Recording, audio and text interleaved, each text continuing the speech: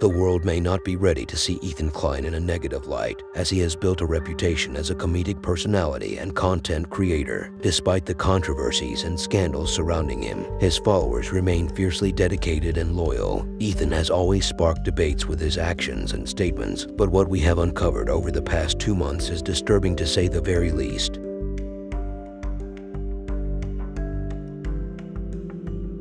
To understand what we have discovered, you'll need to understand the image he has sculpted for himself over the last couple of years.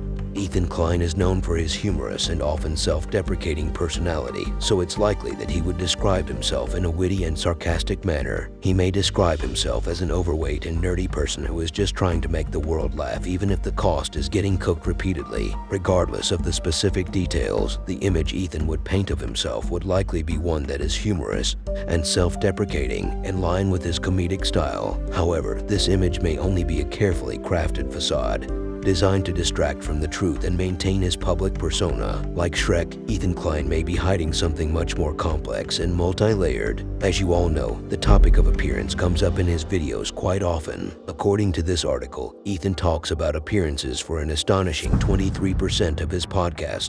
One of his main focal points when talking about appearances is whether or not the target is follically challenged. You'll see in just a minute why that's important. Ethan spends an unhealthy amount of time analyzing the quality of one's hairline. He's not have a better hairline than me. It's obvious. Nobody needs to say anything. The man's on hair supplement medicine. And if it doesn't meet his standards, he will spit roast the victim with his co-host. He goes as far as to say he is the hairline king. The hairline, as the hairline king, I do believe I'm in a position to say, is this a high value male hairline? But what if I told you what Ethan was hiding is something much more sinister than you thought? You see, Ethan Klein was recently spotted coming out of a hair transplant clinic where a swarm of fans surrounded him. His appearance was absolutely shocking.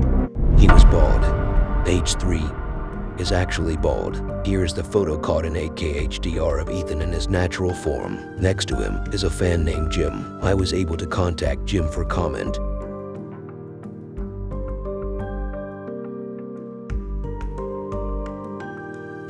So you saw Ethan at the clinic? Yeah, he was coming out of the hairline clinic and he was wearing a headband over his head.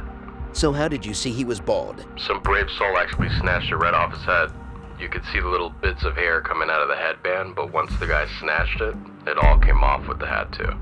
What happened next? It was insane. Everyone just kind of gasped in unison.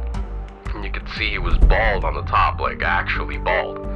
You can tell when someone's bald by choice and actually like bald. He was bald.